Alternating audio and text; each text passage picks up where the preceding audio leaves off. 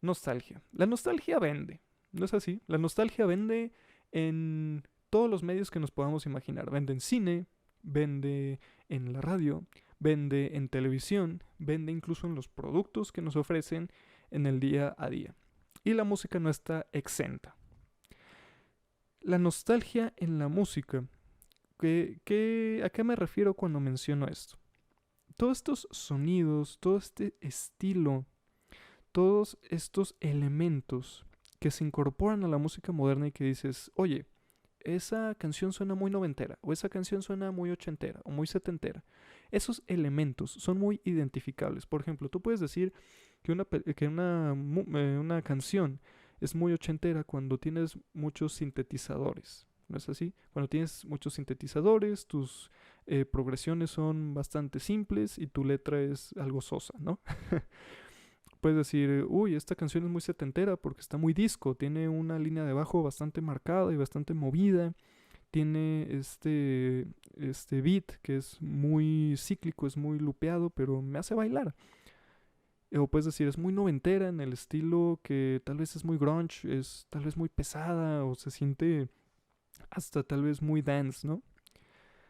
Entonces, esta tendencia de hacer todo sonar viejo, obviamente no es nueva, pero en el inicio de esta década, incluso a finales de la pasada, hemos visto cómo varios artistas toman elementos nostálgicos, elementos de otras épocas y las incorporan a su música. De manera tal vez muchas veces muy sutil, pero otras veces muy, muy notablemente.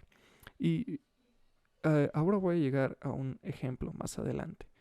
Pero primero que nada, vamos a hablar de este disco que se llama Random Access Memories, Daft Punk, que para mí es un ejemplo claro de nostalgia, pero muy bien aplicada.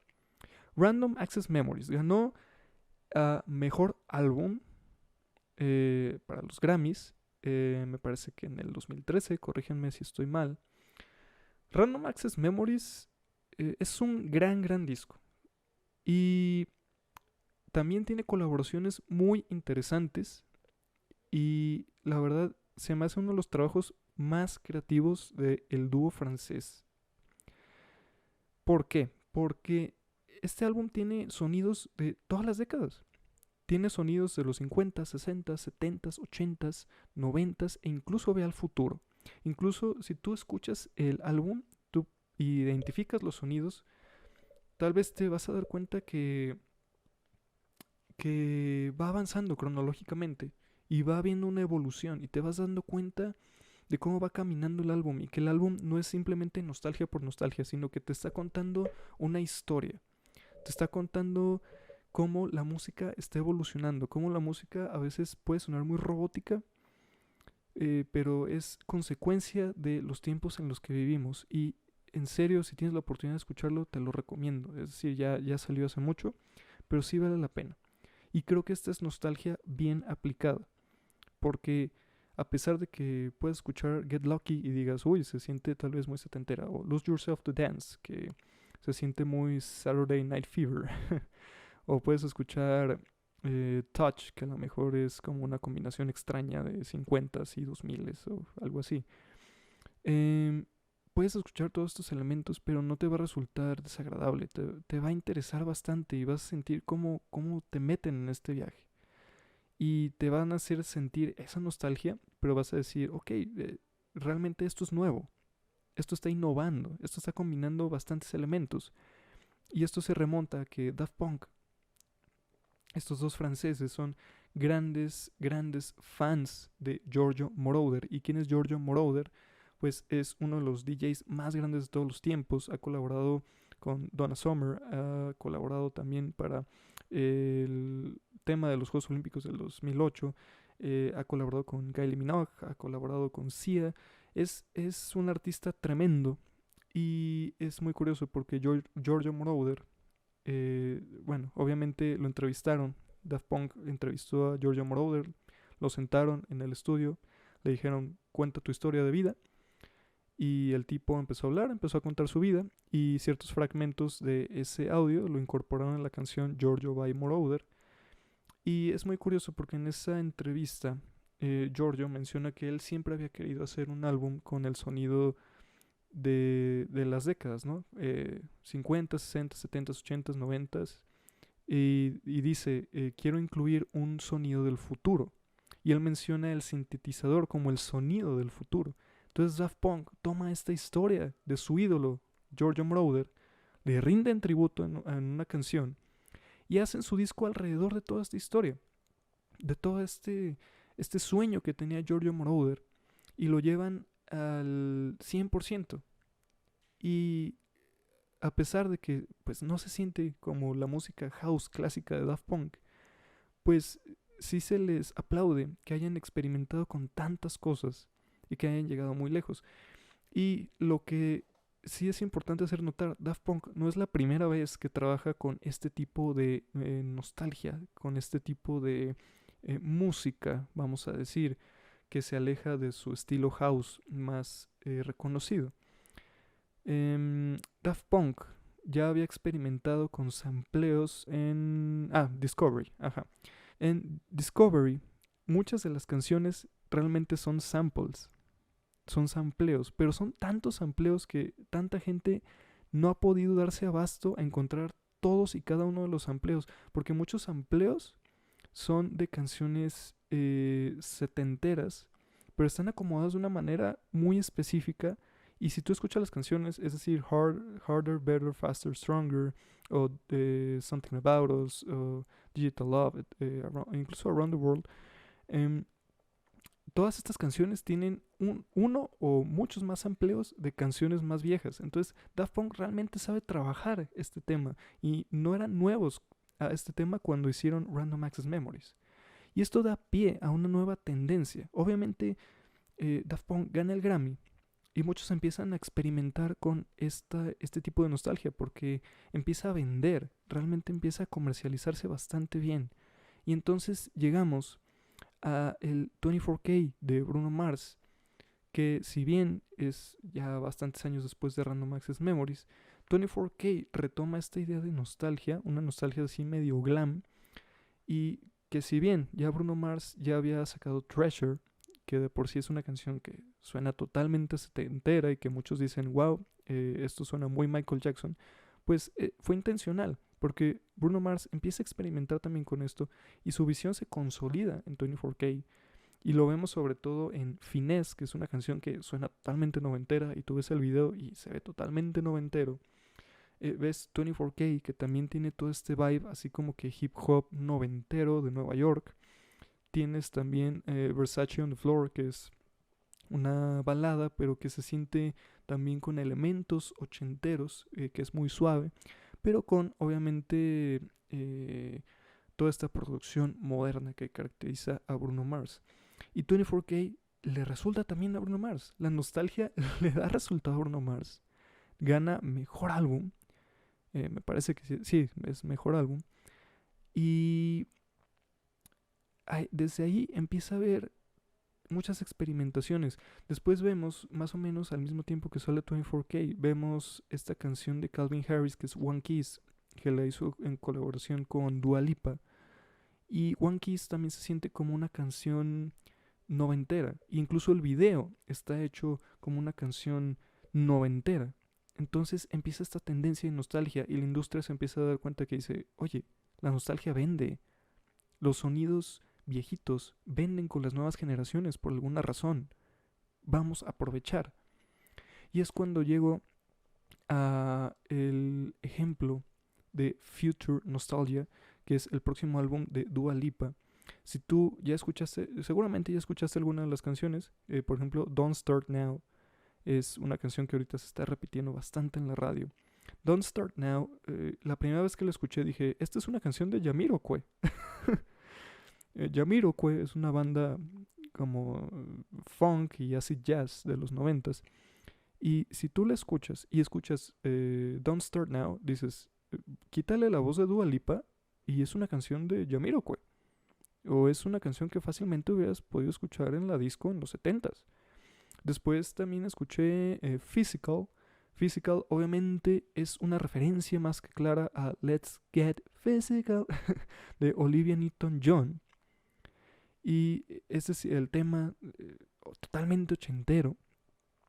Y todas estas pistas de este disco son hechas totalmente con nostalgia. Y bueno, el álbum se llama Future Nostalgia, ¿no es así? Pero creo que aquí ya se está abusando un poco el concepto, porque está bien meter nostalgia, usar cosas ahora sí que a la antigua en tus producciones, pero ya cuando dependes de hacer todo nostálgico, creo que se vuelve demasiado. Y si bien el álbum puede dar muchos resultados y seguramente va a dar bastantes buenos resultados, creo que esto tal vez no sea tan sano a largo plazo, porque vamos a ver tal vez muchas cosas que ya nos resultan muy nostálgicas y entonces ahí es cuando empiezas a dudar y dices, bueno, ¿dónde está la creatividad? O sea, ¿por qué ahora los artistas están recurriendo a estos sonidos de hace ya 30 años, 40 años para volver a ser relevantes? Es decir, ¿dónde están los nuevos sonidos? ¿Dónde está la innovación? ¿Dónde están las nuevas técnicas de producción musical? ¿Dónde están las combinaciones de sonidos? Porque recordemos, hoy en día tenemos capacidades digitales que hace bastantes décadas ni se hubieran imaginado. Y hoy en día crear un nuevo sonido es mucho más fácil. Ni siquiera tienes que saber tocar un instrumento, así de fácil. Pero creo que por lo mismo que existe esta facilidad, creo que los productores ya no quieren experimentar, simplemente quieren hacer música comercial. Quieren recurrir a estos elementos que hacían la música bastante bailable en aquellos tiempos y decir, bueno, así podemos acaparar más mercado, podemos jalar a la generación de los ochentas, pero a la vez con un sonido que le guste a las generaciones más modernas. Recordemos que también la generación millennial pues vende bastante porque la generación millennial estuvo expuesta pues a música de ochentas, noventas y principios del 2000 y por eso es un mercado muy grande y creo que por eso está esta tendencia de nostalgia tan marcada. Pero ahora, yo quiero también mencionar otro artista que a mi parecer maneja muy bien la nostalgia. Y él no la maneja de manera estrictamente temática, la maneja de manera musical. Y esto es muy difícil. Este artista es Charlie Puth, que si no has escuchado a Charlie Puth, seguramente cuando lo escuches y te gusta la música ochentera, vas a notar muchas referencias si escuchas bien. Incluso el propio Charlie Puth ha mencionado varias veces varias bandas y varias canciones que lo inspiraron a crear sus propias canciones. Como ejemplo doy Done For Me. Esta canción, pues obviamente sí se nota luego que está inspirada en pop ochentero. Y cuando la escuché por primera vez dije, oye, se escucha bastante como Everything She Wants de Wham. Y dije, seguramente se inspiró en esto, no puede ser coincidencia, porque sonaba muy similar. Curiosamente, después veo una entrevista con él y menciona la canción. Dice, es que me inspiré en la progresión de Everything She Wants. Y dices, entonces realmente sí está agarrando inspiración de antes, pero lo hace de una forma muy inteligente porque lo combina con sus propios sonidos y su propia temática. Y después sacó otra que se llama Mother, que esta es más reciente, de sus producciones más recientes, y me resultó muy familiar a The Way You Make Me Feel de Michael Jackson, un beat muy similar. Y después veo también una entrevista con él y él menciona, bueno, es que yo quería copiar un poco o me inspiré un poco en la canción de Everybody Wants to Rule the World de Tears for Fears. Y dije, bueno, es que sí es cierto, si las escuchas las dos a la vez, incluso yo digo que si las empalmas van a coincidir perfectamente. Y con esto no quiero decir que Charlie Puth sea un copión, no, al contrario, creo que es alguien que toma muy bien sus inspiraciones y las adapta sobre todo, porque él hay que recordar que está estudiado en Berkeley, es decir, no es cualquier artista. Él está estudiado en Berkeley, sabe de lo que habla, sabe de progresiones, es brutal el conocimiento que tiene sobre progresiones. Y es tanto así que maneja una nostalgia bastante bien implementada en sus sonidos. Y eso es muy difícil, manejar nostalgia en sonidos. Y sobre todo que no suene tan nostálgico, eso es muy difícil. Y crear un estilo en base a eso, bueno, eso es casi imposible. Tienes que ser alguien muy versado en temas musicales.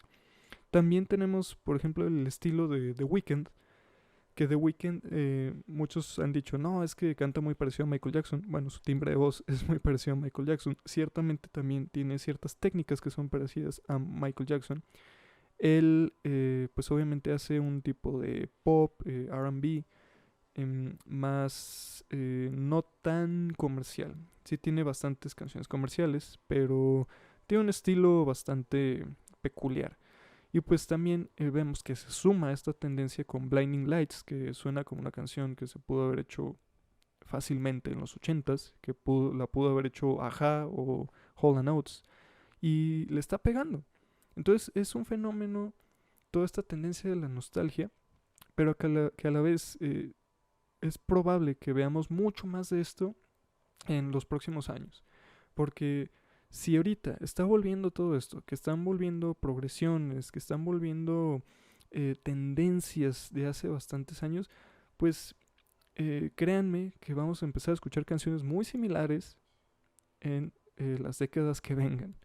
Ahora sí que no es tanto una crítica, simplemente es hacer notar esto, hacer notar la tendencia y sobre todo comparar y preguntarnos hasta dónde llega la creatividad de nuestros artistas modernos. ¿Realmente están innovando? ¿Realmente están poniendo algo nuevo sobre la mesa o simplemente están agarrando una tendencia de hace bastantes años y la están reciclando y están haciendo millones con ella? Es un tema interesante que vale la pena pensar.